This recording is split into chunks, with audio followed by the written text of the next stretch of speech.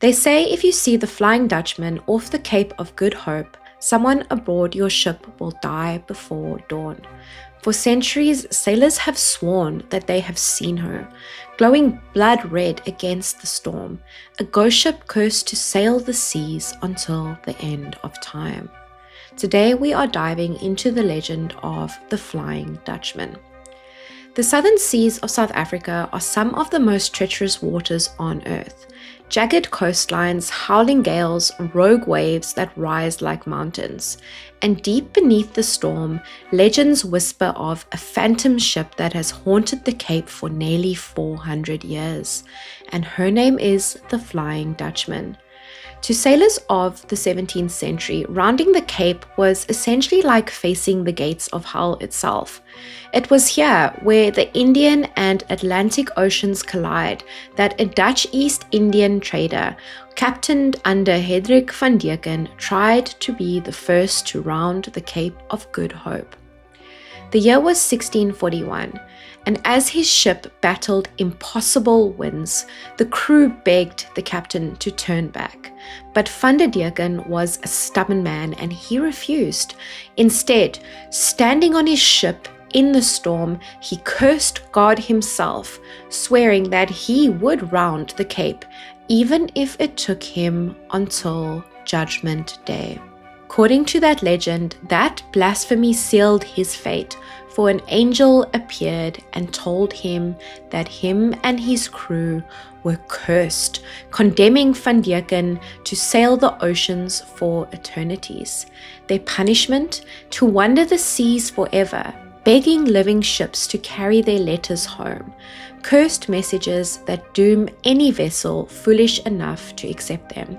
The Flying Dutchman became the most feared omen in maritime history from that day forward. Witnesses have been seeing her for centuries. They agree on the following descriptions of the ship. Low-built Dutch vessel with a strange curved bow, yellowed timbers, tattered sails that somehow stay full in windless air, a towering stern where the cursed captain himself stands, trumpet in hand, trying to hail the living ships.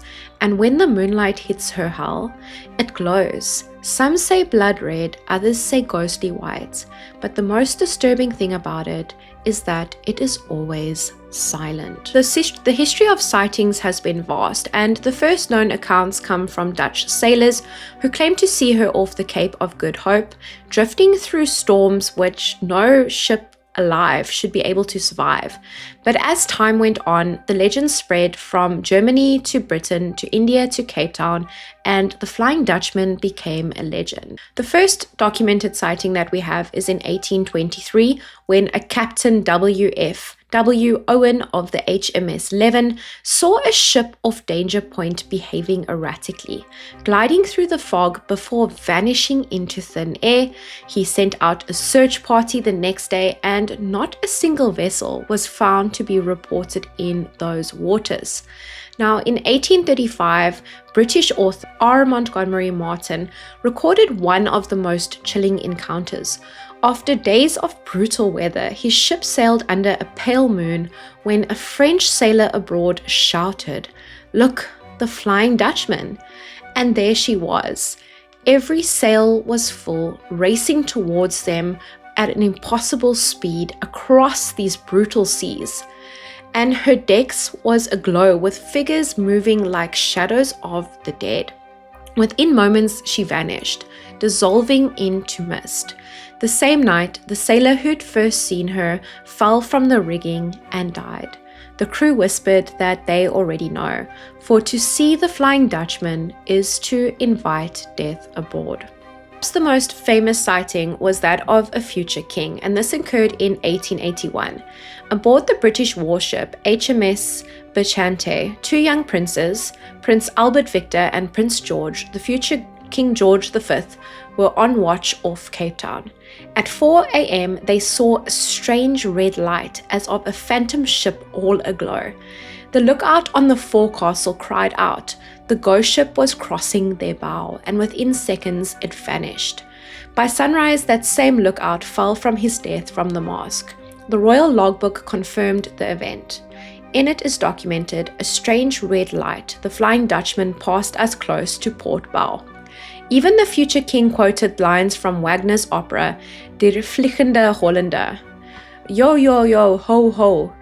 Do you see the ship upon the ocean? Blood red her sails, black her mask, the storm howls, yo, yo, yo. Things would continue up into the 1990s. So for example, in 1939 on Muizenberg Beach, holidaymakers reported seeing a glowing ship in the mist, drifting silently towards the shore. It disappeared just before reaching land, much like that earlier encounter of that captain who thought that it was a ship in danger. And in 1977 in Landino, evening workers reported seeing a red glowing ship hovering offshore, and the same thing, vanishing into nothing. From the HMS Jubilee in the 1940s to fishermen in Simonstown years later, the sightings continue, and there seem to be a common theme. Always near the Cape of Good Hope, always during bad weather, and always vanishing without a trace. To this day, sailors claim to see strange lights off Cape Point, green, red, or gold, shaped like a ship struggling against the wind. Locals call it Vanderdeken's Latin. Some even report hearing voices over the waves, desperate echoing cries. Take this letter home, take it, is what they seem to say. But what is the Flying Dutchman? Is it a spirit ship damned by heaven, or an illusion from the sea itself? Scientists have offered a natural, though no less mysterious explanation: the Fata Morgana, also known as the superior mirage. When warm air sits above cold air, such as over an ocean, light bends, refracting objects beyond the horizon and projecting them into the air. This can make ships appear to float above waves, inverted, glowing, distorted. To the naked eye, it looks like a vessel that is sailing in the sky. Sailors sometimes also call this effect loaming, although it is slightly different form of refraction. It's rare but perfectly possible around the cold, turbulent waters of the Cape.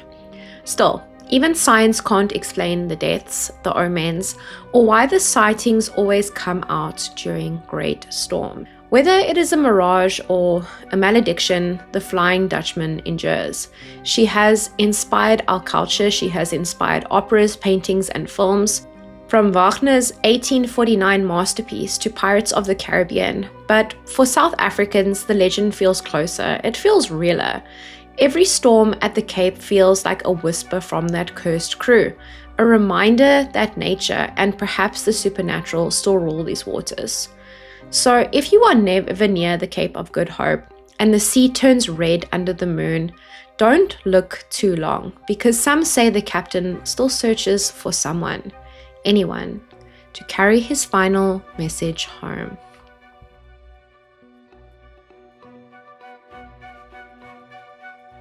Until next time, have a good evening, and remember to keep your salt shakers handy, because things on this channel get spooky.